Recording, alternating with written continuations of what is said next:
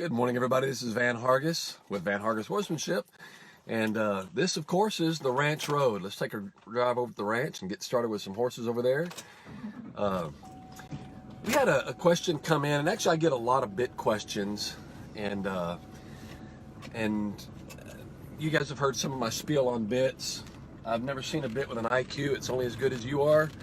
Although there can be some situations where bits are not such a good thing.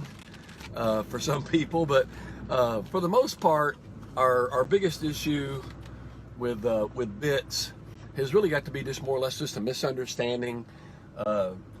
Certain bad facts, in my opinion, get passed down, so that's kind of what we're going to address today. One of the biggest things I get is, how do you adjust the bit? Well, how do you adjust the bit in the horse's face? And somebody said, well, I heard that we do a wrinkle, 2 wrinkles, 3 wrinkles, put a big smile on their face. Oh, if you got a horse that gets the tongue over the bit, just crank that head stall up there higher. And all that sounds good, I guess, but the reality is that honestly, it just doesn't make sense to me.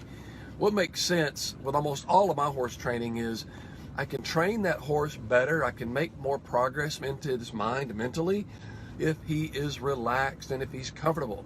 So my job is to try to make him comfortable.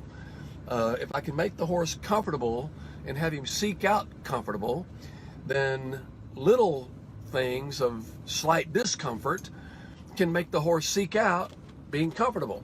Okay, now what the heck does that have to do with bits and all that sort of thing?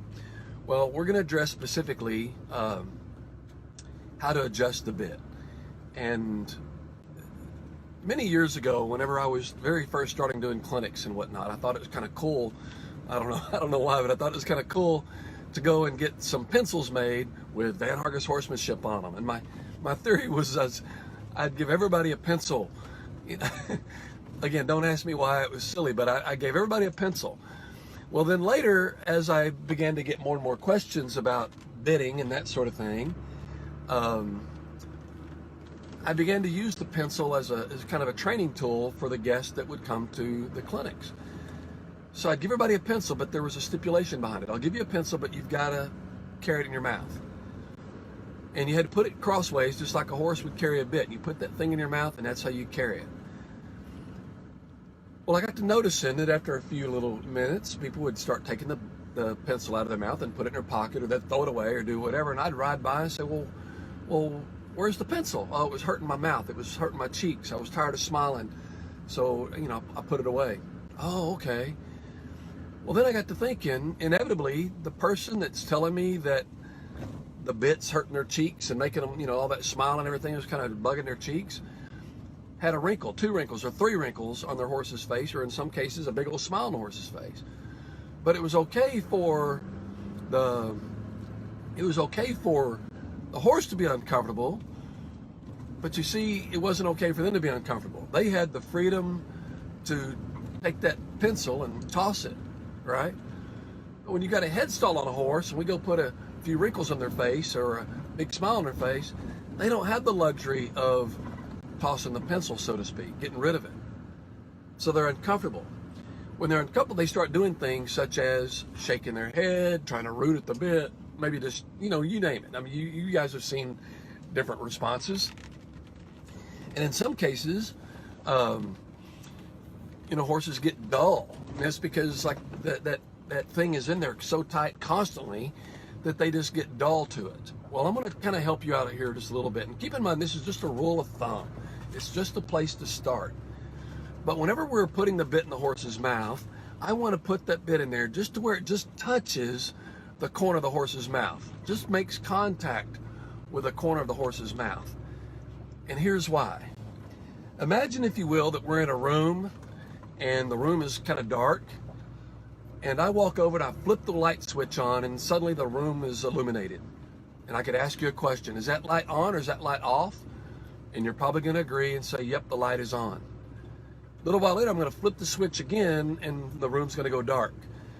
And at that point in time, your response is going to be, yep, it's dark. When I ask you if the light is on or off, you're going to say, yep, it's off. I'll flip the switch to make the room light. Is it on or off? It's on. So in other words, it's pretty easy to discern on or off, isn't it? But what if I had the light switch on and I said, well, hey, is that light bright or dim? You see, that's a lot tougher question to answer, isn't it? You see, that's not a binary answer. It's not yes or no, on or off. I'm actually asking an opinion on something that's slightly different. And you might even say to me, oh, well, the light's on. Or I'm sorry, the light is bright. I might ask you then, compared to what? You see, so it's a lot tougher to determine whether or not it's bright or dim than it is on or off.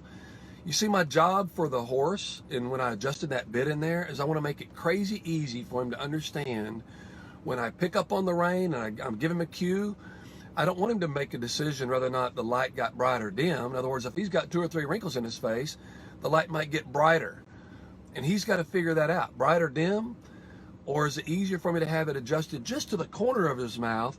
Therefore, when I pick up on the bridle rein, he gets that initial sensation that just tells him on or off, you see. So that's why I want to adjust my bit to the point to where it's on or off as opposed to bright or dim. We'll address some of the other issues of head swinging and tossing and all that, because that may be a physical thing. We'll talk about that later.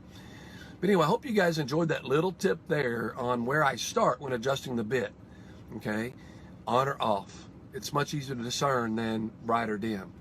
Thank you guys for joining me on the ranch road. I'm here now. We've already got horses tied up, ready to go. They're just waiting on me. So I appreciate you guys joining me on the ranch road. And again, this is Van Hargis with Van Hargis Horsemanship.